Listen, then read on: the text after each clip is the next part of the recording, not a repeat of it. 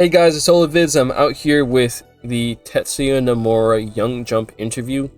And now people have been hyping this up because he's basically saying that, he can finally talk about Kingdom Hearts again after being radio silent for so long. And it's actually not specifically a Kingdom Hearts interview, it's a Final Fantasy VII Rebirth and a Kingdom Hearts interview. And I'm going to kind of briefly go the 7 Rebirth stuff, because I actually haven't played that game. But there's nothing too spoilery in here, honestly. I'm just going to kind of briefly sum up the stuff. So basically, you're talking about their goals with Rebirth, which is like to kind of unify the spin-offs and the main story of Final Fantasy VII. If you played Remake, you could kind of already see that coming into play. And, they added a world map in Rebirth, mini games, this and that. And, you added a bunch of mini games for exploration, which is good because in some open world games, the worlds are kind of empty. I think Final Fantasy 15 kind of had an empty world, and so I'm glad that they put stuff to find. I haven't played the game, so I don't know if it's good, but they put stuff to find in the world, and I'm glad they added a world map, because Remake did not have a world map. But, Rebirth, it looks pretty good. I like the stuff they added in. It looks like a more fulfilling, more bigger Final Fantasy VII Re-type game. It's also a bit of funny stuff here. We go into kind of Nomura deciding to draw handsome or attractive main characters because of the fact that his friend saw a character in a game and they weren't good looking apparently, and they were like, why does he have to be ugly inside of a game world? So he was like, okay, I'm just gonna make good looking characters, and yeah, like he thought, I want to be good looking in games, so he made good looking characters. As you can see, we got Cloud Strife and Sephiroth there. And so yeah, he talks a bit about his thoughts on the enemies, the evil villains that he's created. And he says, like, tends to not make the main characters look too crazy, and so he'll kind of put that over to the villains. He likes characters with strong personalities, so he'll make the enemy characters have adventures that protagonists can't have. You can see Sephiroth has super long hair, but people love him anyway, honestly. And, we got his favorite enemy character. He says a lot of people like Sephiroth, but his favorite is actually Organization 13. And he says that he doesn't think the designs enough would be enough to carry Organization 13. They have their personalities, and that's what makes them unique. And his 2 favorites are Xigbar and Luxord. Now, if you've played Kingdom Hearts 3, you know that those 2 in particular are very special cases in the organization. They're not just 2 random guys. Xigbar was revealed to be Luxu, and Luxord seems to be connected to Quadratum in some way, as well as the Keyblade. Like, not the X-Keyblade, but like the Keyblade in general. Him talking more about his philosophy in making characters. The interviewer says the party felt complete, and, the characters are a big attraction. And, 7 was his main first game with being involved with the entire art style and party of the game. He's designed characters before in older Final Fantasies, like Final Fantasy VI, for example, but he wasn't the main artist for that game. He just designed like 1 or 2 characters. So, in terms of 7, he's like, he didn't know his style yet. He was young, so he just wanted to put a lot of cool, unique characters in there. He says if you think about it, 7 party is strange. And you got not Red 13, I'm sorry. Kate Sith and, or Ketchi and his little Pat Moogle. We got Tifa and Aerith. We have Force Red 13, which is kind of like a red fire dog cat thingy. And they talk a bit about Aerith and Tifa, and kind of the original concept for Aerith was her personality was similar to Tifa. But he didn't want to follow the same conventional flow as before, so he made 2 heroines, and so Tifa was born. So Aerith was split and made Tifa. I guess Tifa was Aerith's nobody or something. But yeah, so Aerith still kind of has that importance that she had to the story originally. But Tifa's personality and I guess her backstory with Cloud is split into this character right here. So now we have 2 kind of heroine characters here. And Aerith was someone with a sense of glamour. Cloud has a dark side. Barrett's tough. So give her colors. As you can see, she's got like the red and the white and the pink bow and all that. Couldn't express the fluttering of, her hair, so he tied it up. But, I mean, Tifa has long hair, but, Tifa's hair is long and difficult to express. That's what I'm saying, yeah. She has her hair tied up at the end. That's true. She kind of has her hair tied up at the bottom. That's true. It's not completely free-flowing. So he's very particular about his characters. He for every single shape of the character. He's like, he has a purpose for that, apparently. Yeah, and when he talks to others, he realizes that maybe not everybody thinks about every single detail for like every purpose of that. And he also says that when he's designing costumes, he thought that no one could cosplay it. And as you can see, there are some very impressive cosplays out in the world. They pull off some crazy characters. And talks about seeing different players' opinions online. And, you know, he pays attention to it. He looks at it, but he doesn't make it sway his decisions. He says the point is that we should think of a scenario with a clear intention rather than just following the player's opinions. So, I think that is good, because if you just listen to what everybody wants, everyone wants different things, it's going to be all over the place, all weird. You can take notes from people, but like shouldn't shift the entire story just based on what everyone says, because everyone wants something different. So this is the specific Kingdom Hearts section. As you saw, there was a bit of Kingdom Hearts in the other section, but this is like the full-on Cage section. So in terms of Kingdom Hearts, first one is kind of asking, like, does everyone... And this is Google Translate, by the way, so it's not always completely clear, but they're saying, do you know... The setting is complex, how do you put these together and implement them on set? So when they say on set, I think they mean in terms of the actors. And they're saying that, like, not all the actors actually completely understand their characters. And that he's the only one that actually fully, completely, 100% understands every facet of these characters. So he encourages them to ask them questions if they need help kind of understanding the character's headspace in these scenes. Which is good. Because you don't want... If the actors don't really understand the character well, or understand how they're supposed to play the scene, it come out awkward, or, you know, poor direction could really ruin something. Think of like something like Xenoblade 2, where the actors aren't bad, but they don't fully understand the context of everything, so it comes out weird. And they're saying, is there something like a settings materials collection? So I think they're talking about like a Bible. So a lot of these, let's say, TV shows and things like that will have a Bible which explains each character in detail, like kind of like, all right, this is how this character is supposed to be written, this is how they're supposed to be acted. So I think they're kind of asking, do they have a Bible for all the characters and the settings and all that? And he says no, to keep that secret. So he doesn't reveal everything to his staff. Only he knows, and he'll put down notes, but you know, he says if there's something I need, I'll suddenly write an explanation in the middle of the scenario so staff can understand it. So yeah, he doesn't have a full Bible, he doesn't have the full story written out for everyone to read. He only keeps that to himself, and if he has to explain something, then he'll do that as they make it. Yeah, in terms of how big the series is, you know, he keeps notes about it, and he actually watches YouTube videos about Kingdom Hearts. He likes watching gameplay videos and reviews on YouTube.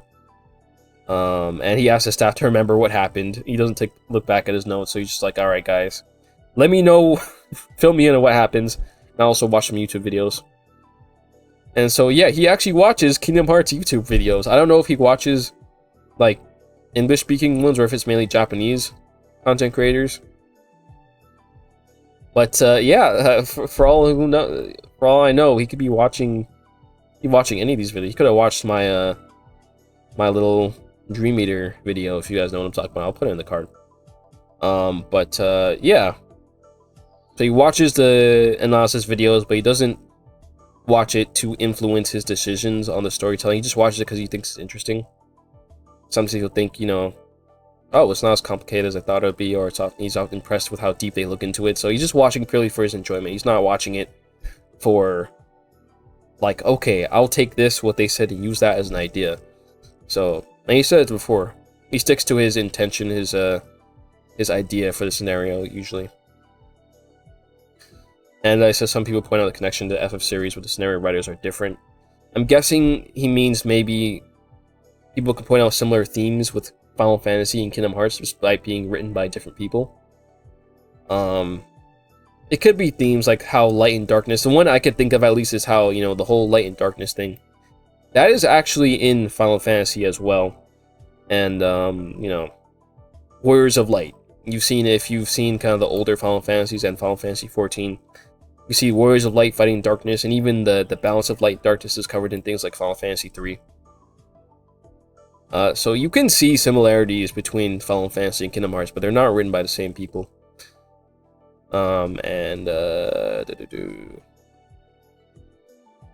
And so the interviewer is asking, like, you know, I don't think Kingdom Hearts was expected to develop the way it is from the first game. Things increase a lot, and he's like, do you always improvise things, or did you have it planned out? And Nomura says that he had the idea of going in this direction since the first game. So I think he probably, when he was writing the first game, he probably had an idea, like, in case, if this game blows up, if this does good, how are we going to make sequels? So, and you can see with Kingdom Hearts 1, he ended it in a way where you could make a sequel. Because Riku and Mickey were still out there. So it's like, okay, let's go find them. And that's how they made the next games. Chain of Memories and KH2. It's true I didn't work out the details at the time of KH1. But I thought about the next one and the next one together and worked towards that. When I was making KH3, I naturally included KH4 and moved the whole thing forward thinking about that. So he wasn't making Kingdom Hearts 3 just with that and didn't think ahead. When he's making a game, he also thinks of what happens in the next game after that. So when he's making KH3, as you can tell when you play KH3 that, like, yeah, it's setting up that something else is going to happen. There's going to be another game after this. And so we get to Kingdom Hearts Missing Link. No, they don't say a release date, but they kind of talk about the idea of developing an important storyline on an app, a mobile game. And, you know, it says, are you concerned that people won't be able to follow the story because of that? And he says, yes. The story unfolds in a timeline that's much older than the consumer Kingdom Hearts, so like where Kingdom Hearts currently is. And, you know, Kingdom Hearts 4 is actually like Kingdom Hearts 13 is the, you know, Kingdom Hearts 4 is not the fourth Kingdom Hearts game. And there's connections, even outside the numbered titles. I think you'll enjoy Kingdom Hearts on a deeper level. However, this time both Kingdom Hearts Missing Link and 4 are being made with a stronger focus of being new titles rather than sequels. So basically, if you play all the other Kingdom Hearts games, you have a deeper understanding of it, but they want to make Missing Link and 4 in a way where it's not going to be completely alienating if you haven't played all those games. So I doubt it can truly be a complete reset. We're going to get into that reset a little bit. But I doubt it could be a true full-on reset, but it's going to probably be easier to get into KH4 than, say, getting into, I don't know, maybe getting into KH3 was. I mean, a lot of new people got into KH3 anyway. So, to me, that sounds crazy, but, you know, a lot of people did actually start with KH3, so it's interesting. They actually brought in different people who never worked on Kingdom Hearts before to work on Kingdom Hearts 4 and Missing Link. I remember it was actually announced that I think the writer for Final Fantasy XIV Heavensward is actually coming for Missing Link. And I believe they said a writer for Neo the Worlds with You was coming to Kingdom Hearts 4. So he wants to kind of bring a fresh breath of air to the next Kingdom Hearts games. He's still going to be involved in the writing, in the sense that, you know, the writers who don't know Kingdom Hearts are creating the base. And so they're not going to be creating the games as someone who is deeply just like, all right, how do I tie in as much things into this? They're going to probably want to make a game that's just like a good story on its own and not just like, all right, you need to understand this, this, and this to actually get it. They're going to be people who are just going to like, okay, we have this set of characters and we're just going to make a good story. And Nomura is going to be there to kind of tie it all in at the end. So it'll be pretty interesting to see that. Missing Link isn't a whole missing time period, so there's going to be connections to the other games, but it's going to be an era that was never covered before, outside of like a couple flashbacks or flash forwards in some of the mobile games. And yeah, so he's saying, I do think of KH4 and Missing Link as a reset. I wanted to end it with 3, or rather reset it with new writers and a new logo. So basically, yeah, it's kind of like another jumping off point. So that arc, Kingdom Hearts 1 to 3, you could probably say Dark Road, that is its own arc. That's done. That's its own thing. Kingdom Hearts 4, Missing Link is going to be kind of a reset. Now, it's not like a reboot or anything, but it's like, the way I see it at least, is that we're going into Quadratum, an unreality, has its own set of rules, how things work, so it's not going to be like, okay, yeah, by the way, there's Unversed here, that's from Birth by Sleep, there's going to be, well, there does seem to be Heartless here. But, you know, there's going to be new concepts in Missing Link and in KH4. And, you know, both these games kind of play to their own rules. We've already seen some stuff in Missing Link. A lot of different stuff's in there. A lot of, you know, distortions and drifters and all that is very new. There's not like a reference to other games. That's something that's new to that game.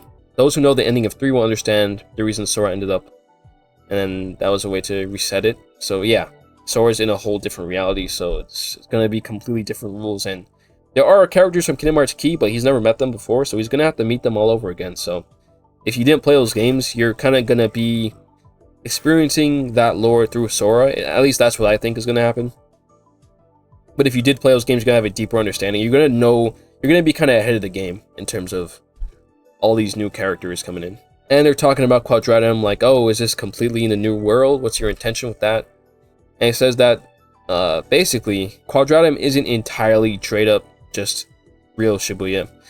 There is a sort of dreamlike quality to this world, unrealistic within reality, he says. So it's not completely just like the real world. And I mean, we saw a giant Heartless spawning in Tokyo, wherever they were at. It was probably Shibuya still, but we saw that. And with the Azora, we've seen mechs. I mean, we don't have giant mechs running around in real life, so while it does look very close to the real world, it's not exactly the real world. And yeah, we'll be interested in seeing how all this stuff works, you know, the Vernal Wreck stuff. And he's talking about, it was cool, they brought up Tokyo Ghoul and JJK, so Nomura knows JJK exists. That's funny. But yeah, there's a lot of anime and stuff coming out where it's in kind of the real world. Nomura mentions like, hey, yeah, you know, I also released this works in Shibuya in 2007 called This Wonderful World is The World Ends With You. In Japan, they have a different title. But yeah, so he's like, yeah, you know, like, even if I don't make any medieval high fantasy works, other people are going to make that. So he decided to make something different, you know, kind of urban fantasy type thing. And, you know, there's been a lot of other types of things. I won't say he invented that, but, like, you know, definitely very much popularized. Well, I won't say, I don't know if he influenced its thing, but, you know, that's something he's known for. He's not known for, like, being a medieval guy. He's known for kind of these types of modern settings. And he says that the name Quadratum did not exist when he was making Kingdom Hearts 1. He didn't already know, but he had a plan that something like this would happen in the plot with Sora coming to this world. And, you know, is any of this real or not? If you remember that monologue from the beginning of KH1. And, yeah, so we kind of had, and there was, I don't remember where it was. Someone could remind me, but there was like some dialogue in like a trailer, I think, where it's like, oh, if you do this, you will vanish from this existence, yada yada. We have to save Sora, and that's relevant to what's happening right now in Kingdom Hearts story. So, I guess he sort of had an idea of Sora doing something that erases his existence, and we have to save Sora. It's possible that you could kind of fit that into when Sora stabbed himself and turned into a Heartless, but I suppose it actually was this whole Quadratum plotline over here. He didn't have it completely planned out, but he had kind of at least a loose idea. He says, after 20 years, the plot will finally be resolved. Do you foresee the end of the Kingdom Hearts series? A lot of people are talking about this one. And speaking of things without dreams, I only have a few years left until I retire, so it's like I have to decide whether to retire first or finish the series first. However, I'm making Kingdom Hearts 4 now with the intention of it being a story that will be completed. Now, I've seen people around say that this, like, Kingdom Hearts 4 is the end. Kingdom Hearts 4 is not the end. I've seen from a different translation. I don't even know where that other translation is, but how I saw it at least is that this story that's being started in KH4 is not going to be like, it's not going to just end off in a cliffhanger. It's not just going to make KH4 and then, you know, he's just going to leave and the series ends in a cliffhanger. Like, whatever he's setting up here, this story right here is going to be completed. He's not going to leave halfway through the story. Not going to put up out on Final Fantasy 15. No, I'm kidding. But yeah, so there might not be another phase after this Lost Masters arc, but this arc we can at least be assured that is going to be completed. And it might be without him if he retires first, but he also might just finish the series first and then retire. and maybe he'll have trained other people to take on the rest of the series. I don't know. And yeah, Nomura is getting older now. He's not the young guy who was back on Final Fantasy VII. He's getting older, and you know, people retire, so he won't be here forever. So it's possible that yeah, Kingdom Hearts isn't going to be forever. And with a story like this, that is kind of one ongoing story, it kind of is, it's kind of just the way that these things go, I guess. But it's also possible that other people could continue it. The only thing is, like, could you really make Kingdom Hearts without Nomura? That's the real question. I don't know if you could really do that, so we'll see how the story goes. And he's bringing new people in to write KH4 and Missing Link, so we'll see how that goes too. Maybe Nomura will have limited input. Maybe he'll be like a producer instead of like actually being a director and a exact writer and all that. Who knows? The future, who knows what's going to happen with that. But yeah, so this has been the Young Jump interview with Tetsuya Nomura, talking about 7 Remake, or I should say Rebirth, the future of Kingdom Hearts, and a bit of just his philosophy of designing things and all that. Let me know your thoughts on this, and I'll include a link if you want to like read it for yourself. But yeah, so if you enjoyed this, be sure to like and subscribe, and be sure to, if you want to, check out some of my other videos. I have a lot of other videos. I just made a video about Kingdom Hearts like 2 or 3 days ago. So if you're into that, if you want to see that, then stick around. But I'll be seeing you guys whenever I decide to talk about Kingdom Hearts again, which will be soon, hopefully. But I'll be seeing you guys next time.